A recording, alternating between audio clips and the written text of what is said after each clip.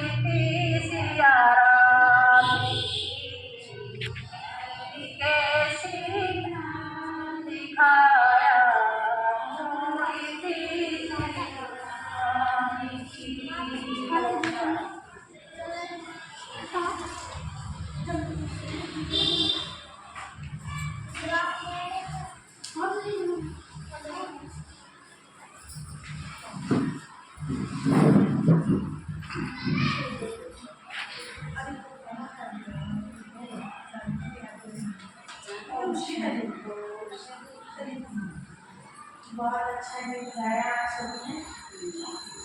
भक्ति करो तो ऐसे करो। देखो एक बार हम भक्ति करना नहीं चाहते,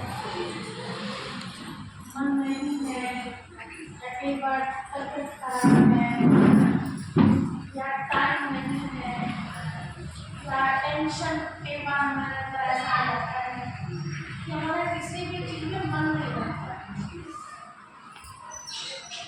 लेकिन आपने देखा होगा ये सारे कार्य होते हुए भी मन नहीं होता, लेकिन फिर भी हम कुछ काम ऐसे होते हैं फिर भी करते हैं।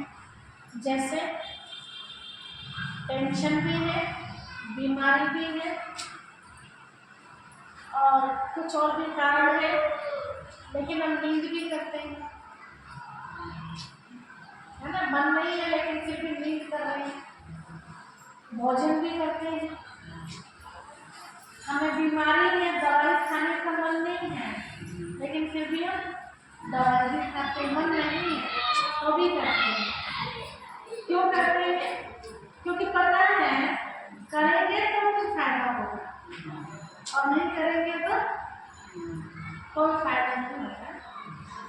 तो ऐसे हम बाबा की मुरली सुनते हैं, भले समझ में हमें नहीं आ रही है, आप घर पढ़ने के लिए भी दे सकते हैं, जो पढ़े लिखे हैं अपने घर में, चाहे आधा घंटा ही निकालो सवेरे से लेकर रात को भी।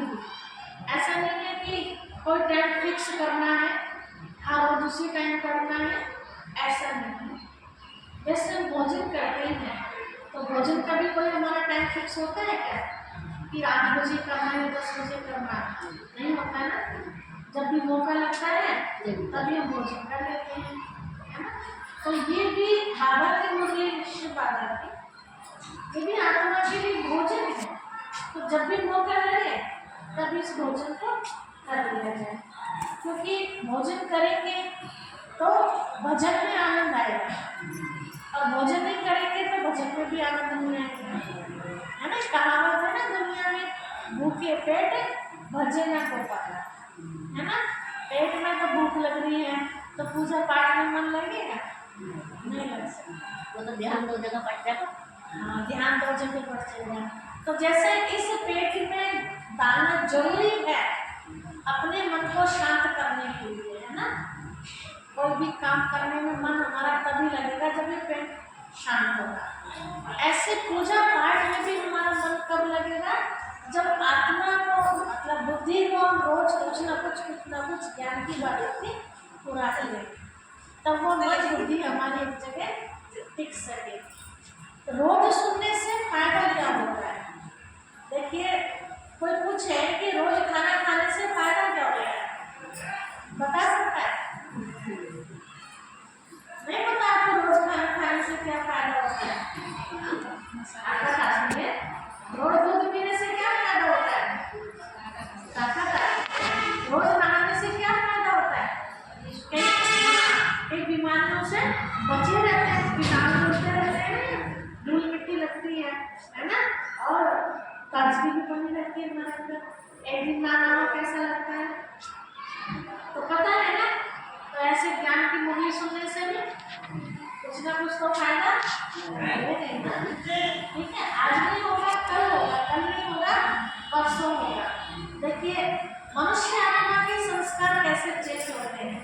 अभी हम माता जी के घर बैठे थे तो एक भाई ने कहानी सुनाई है, उन्होंने मोबाइल में देखी। आप सब भी देखो तो ये चीज़ें, और अपने घर को चीज़ को फिर किया करो ऐसे। तो आपके घर में जो भी दुख दुर्दाएं हैं, तनाव हैं, परेशानियां हैं, है ना, ये सब धीरे धीरे खत्म हो जाती है। तो कहानी बता रहे थे भाई जी कि एक परिवार में बच्चा बिगड़ गया, कुसंग में आता, और कैसा बिगड़ गया, कभी किसी की इज्जत नहीं करता था, अनाप शनाप उल्टा सीधा बोलना, सब परेशान थे उससे। बड़ा हो गया, संस्कार और बढ़ गए उसके, मतलब पूरा एक तरह से समझो शैतान बन गया। अब शैतान से तो हमारे पीछे छुड़ाना चाहता है, चाहे कोई भी हो उसमें, है ना, घर वाले भी, पड़ोसी भी, सब। तो एक महात्मा जी वहाँ आए हुए थे, देखे कैसे उन्होंने संस्कारों को बदला। महात्मा जी से भी ये रिक्वेस्ट करी, प्रार्थना करी कि भाई हमारे ना ये बहुत परेशान करता है, आप इनको कैसे भी आप करके बदल दो। उनसे मिले, बातचीत करी, तो बातचीत से पता चल गया था ये तो बड़ी दुष्ट आत्मा है और उसको श्रेष्ठ आत्मा बनाना है, तो उसके लिए क्या करें। तो चाहते बुलाया आया, लेकिन कोई परिवर्तन नहीं उनके अंदर ज्ञान सुनने के बाद। तो एक देखिए, भगवान की जब कृपा होती है किसी पर, तो किसी के द्वारा ज्ञान मुख से निकलवा दे और किसका कल्याण हो जाता है। तो वो महात्मा जी के मुख से क्या निकलवाया परमात्मा पिता ने कि बच्चा रात मुझे सपना दिखाई दिया, और भगवान ने मुझे ये सपना दिखाया कि तुम्हारी मौत हो गई। मेरी आँख खुली, मैंने फिर भगवान से ध्यान लगाया कि मैंने क्या देखा, तो ध्यान में मुझे भगवान जी ने दिखाया तीसरे नेत्र से कि आज से ठीक 15वें दिन इसकी मौत हो गई। तो भाई मैं तो डर गया, क्या तुम सचमुच मरना चाहते हो? आप कौन ऐसा होगा जो मरना चाहेगा? कोई नहीं चाहेगा ना। उसने कहा नहीं, मैं कभी मरना चाहता। तो कहा तो ऐसा करो, 15 दिन रहेगा ना तुम्हारी मौत के, तो 15 दिनों के अंदर जो तुम्हें अच्छे काम करने हैं, पुण्य का खाता जमा करना है, वो आप कर लो। 15 दिन तुम्हें भगवान ने दे रखे।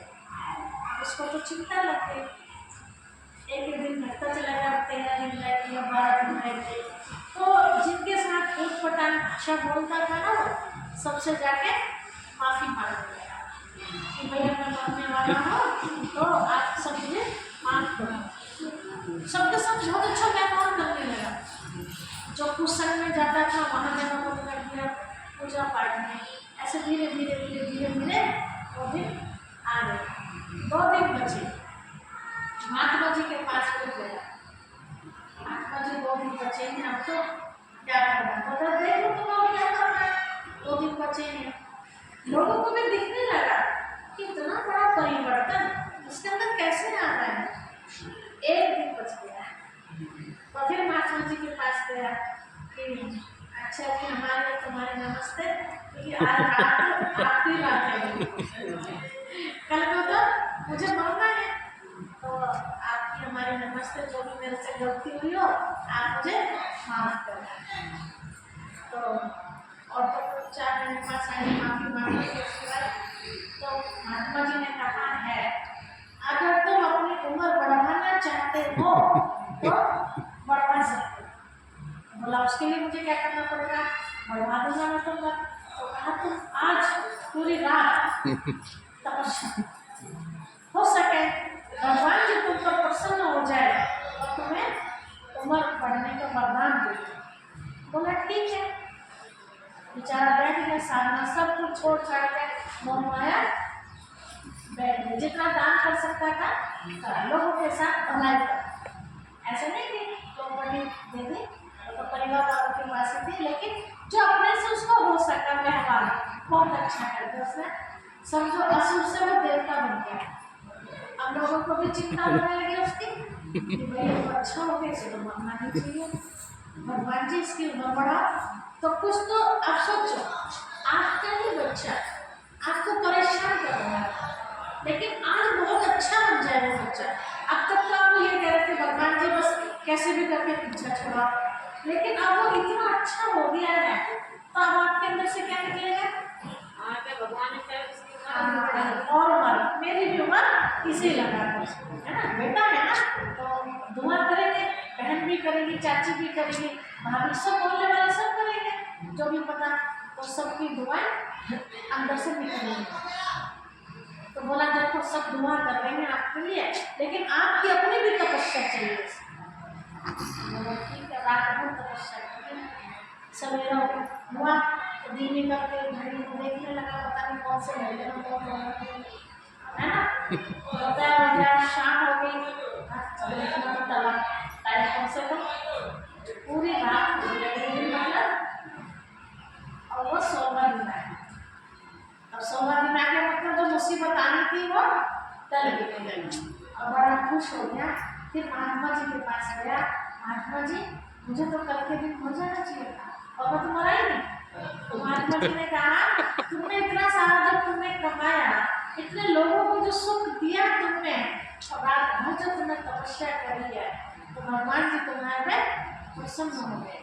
हाँ, अगर और अच्छी उम्र बढ़ाना चाहते हो तो तुम आज से प्रतिज्ञा करो कि अब तक जो हुआ था मेरे से, अब दोबारा से मुझे ऐसा नहीं करना, किसी को दुख देने वाला काम नहीं करना। तो उसने फिर हमेशा के लिए, जैसे मैं 15 दिन रहा लोगों के साथ अच्छा व्यवहार किया, ऐसे जिंदगी भर में सबके साथ ऐसा ही व्यवहार करेगा हमेशा, है ना।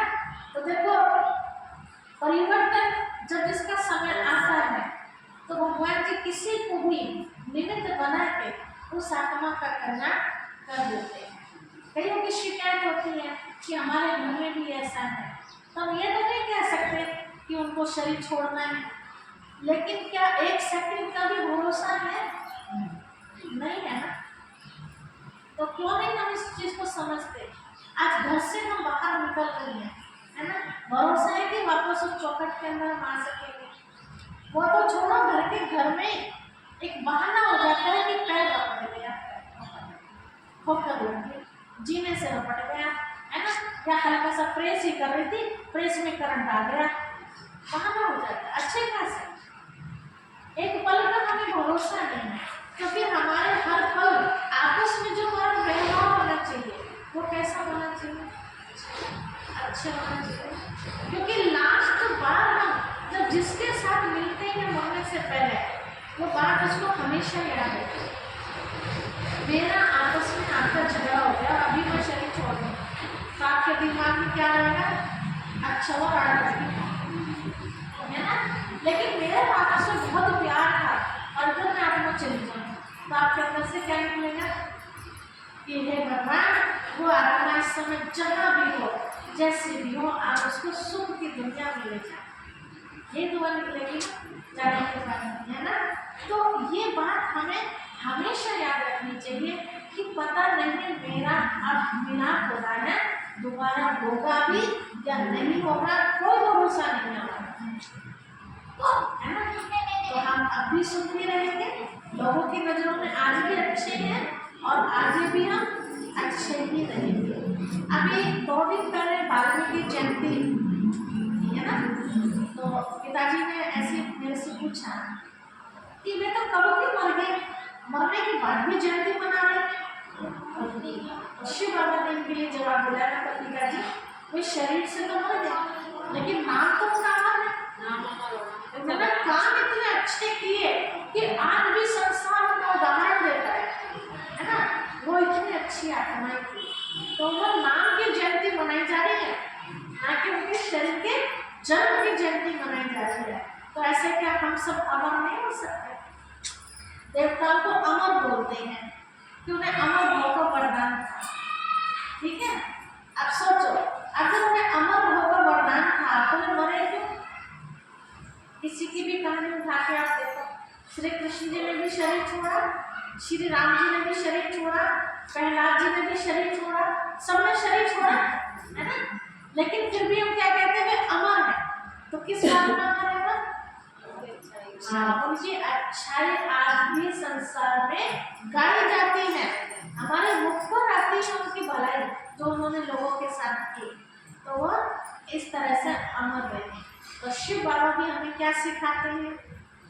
ये चीज तो सिखाते हैं भाई, हम ज्यादा दूर भी नहीं पहुंचे, हम भगवान गुरु के रहने वाले, तो भगवान गुरु में तो हम हो सकते हैं नहीं? क्या नहीं हो सकते? हो सकते हैं ना। मरने के बाद भी बड़ाई हुआ है, मरने के बाद भी जिन्हें लोग याद करें तो वो सब लोग मरे नहीं है, लोगों के दिलों में तो आज भी जिंदे हैं, है ना। तो शिव बाबा में वही चीज सिखा रही है कि बच्चे इसके लिए क्या करना है, ज्यादा कुछ करने की जरूरत नहीं। देखिए, हम दो मीठे बोल बोलते हैं किसी से, कुछ हमारा रिश्ता है क्या? कुछ नहीं रिश्ता, है ना। अभी हम सब नए इतना अच्छा भजन सुना कर रहा, कितना आनंद आया है ना। तो एक दूसरे को हमें खुशी दी, तो खुशी के बदले क्या मिली? खुशी मिली, और गाली के बदले गाली मिली। जैसे आपने देखा होगा, मैं बहुत छोटी सी थी, आपको शादी में जाने का तो मतलब नहीं, जाते हैं तो गिफ्ट देके आ जाते हैं, कोई बुलाता है तो। लेकिन छोटे थे तो जब बैठते थे देखते थे, तो हमने देखा, आपको पता नहीं होता है क्या नहीं, जब फेरे पड़ा करते थे बेटी के, है ना, तो उस समय माताएं भाभियाँ जो भी होती कैसे गाने गाती थी? बहुत खराब गाली देख रहे पहले।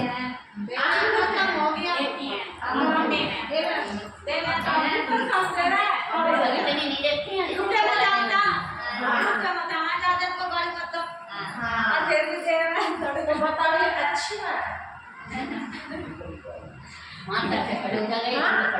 इस तरह के भजन तो नहीं कहेंगे उनको, भजन कहना तो गलत है। भजन का मतलब तो भगवान की याद जिसमें आप उसको भजन देंगे। तो अब यहाँ भगवान के घर में आप सब बैठे हैं, ठीक है।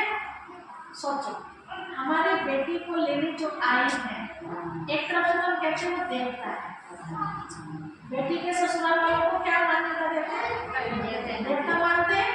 उनका अपना बोझ उनके ऊपर नहीं जाता, देते ही है जितना हो सके, वहाँ से लेने की भावना नहीं है। और देवता को क्या करते हैं?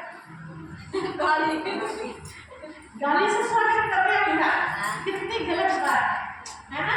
अब सोचो, हाँ जी, खुशी में गाली देते हैं, खुशी में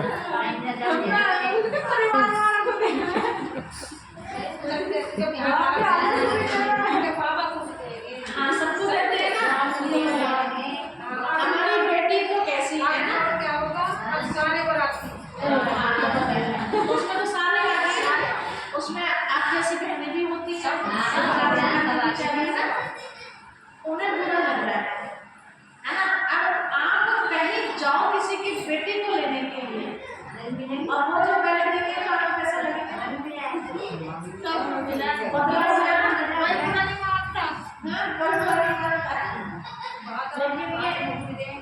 लेकिन ये अच्छा नहीं है ना। भगवान ने हमें ये मुख दिया है, किस लिए दिया है? हाँ, उनका सम्मान करना चाहिए, उनकी महिमा करनी चाहिए। तो आगे से जब कभी गीत गाओ ना तो ऐसा गीत तैयार करो। आपके देखो बेटी की शादी होने वाली है 29 तारीख को, अभी से तैयारी करो, है ना।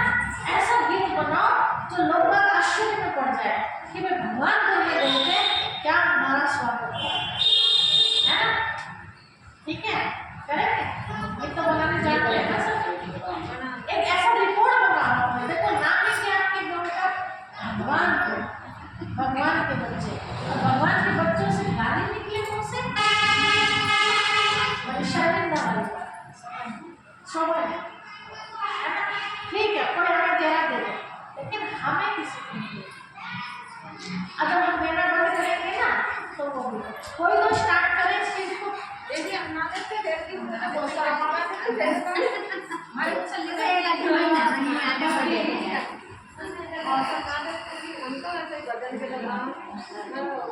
चलिए, अब शिव बाबा की थोड़ी सी मुरली सुन दे रहे हैं, तो मुरली